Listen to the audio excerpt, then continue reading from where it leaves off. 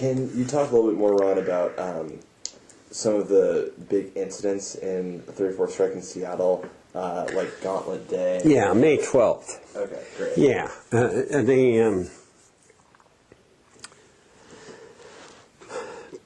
Seattle had been divided into, I think it was 11 steady gangs who never reported to a hall, just reported to work, had never associated with any of the union local 3812, had no connection. They had been, and deliberately had been kept separate even from the Fink Hall.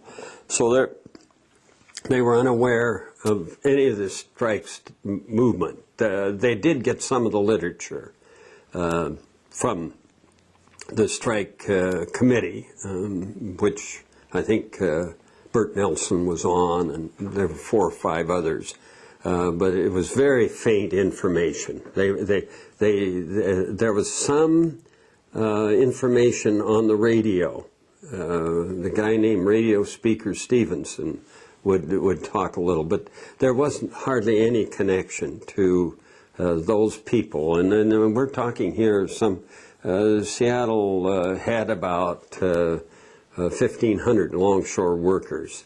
The Fink Hall people were very much aware of all the negotiations, and they were uneasy about it all, thinking that the longshore people would, the union people would take their jobs. And so there were different positions, and they all met at an old stable in Seattle, and they talked till past midnight about whether to strike or not. And at about midnight, they were informed that the people in San Pedro had voted to go out. And if Seattle didn't go out, they would be the one big hole that the employer could drive the trucks and everything through, and the game would be up. The Teamsters did speak at that meeting at that old stable hall and say they would go with them. They would not go through the picket line. And so Seattle was trying to get up the people to put it together, and couldn't. And so all the other locals, sort of how it was done was pretty interesting. There was Aberdeen and Everett and Tacoma, and they were fully aware of the employers' plans because they had a spy, and the employers had spies in at least the Tacoma and Seattle Union. The decision to go in on May 12th was made by 3 men in Tacoma, and they didn't want these. They knew who the spies were for the employers, and so they didn't call the men together till 4:30 in the morning.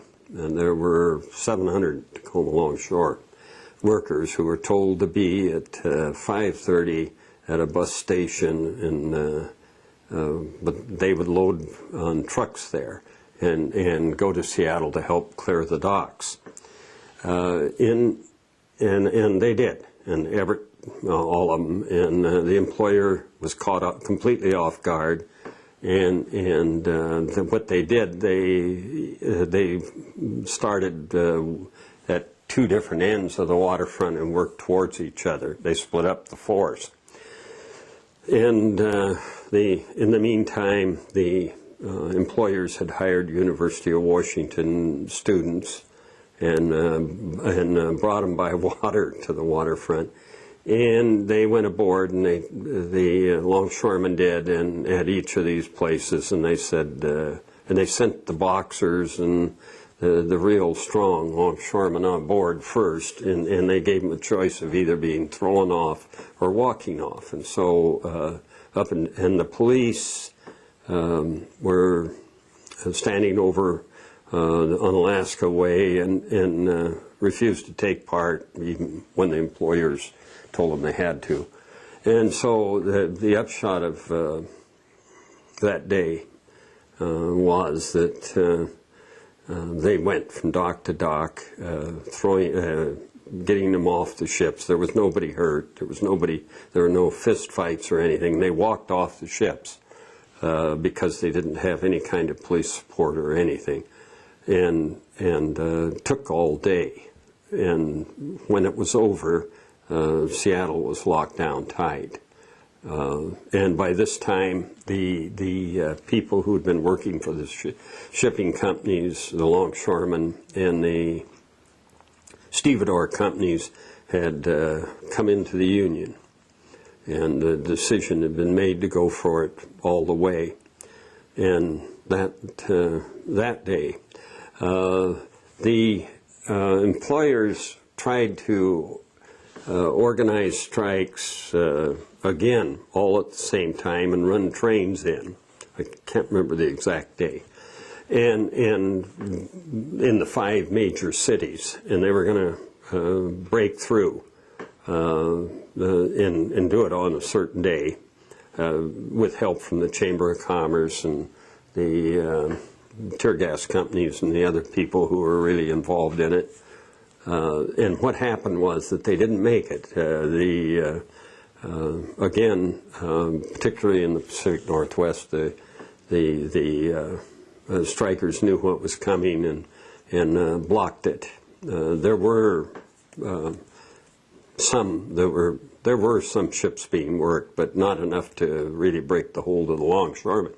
The worst of it, there was actually 2, was at the Alaska building, where the strike-breaking force led by Tanker Smith tried to recruit scabs, strikebreakers, and there were terrible melees with everything, 2x4s, brass knuckles, everything that could possibly be done, and fist fights broke out. It was in 3 days. It was maybe longer, at least 3 days of real mayhem. And then finally there was up at near Everett at a place called Indian Wells. There were 2 ships that tankers, Standard Oil was going to ship out, and the Longshore Flying Squad, which is their shock troops, went up to stop the ships from going out, and as they trespassed and went past the entrance, one of the strikebreakers stood up and shot Seattle longshoreman in the back, and he was the coroner's jury said it was homicide, murder, and the judge dismissed it. They sort of like that. And then the final big episode was trying to run the train into Smith Cove. Here was the big one, the last one. And the mayor was in charge of that. Well, the mayor finally found out that the chief of police had been a longshoreman, and so he canned him and took over the police force himself.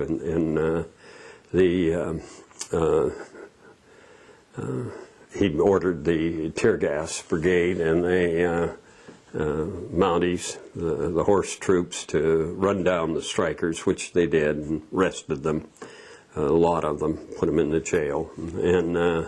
But the locomotive engineers refused to take the trains in. First time in the history of in a strike that in Pacific Northwest that the railroaders sided with the strikers. Then came the decision to have an arbitration by a national longshore board in San Francisco, and so the ending came then. 8 people had been killed, 2 in Seattle, and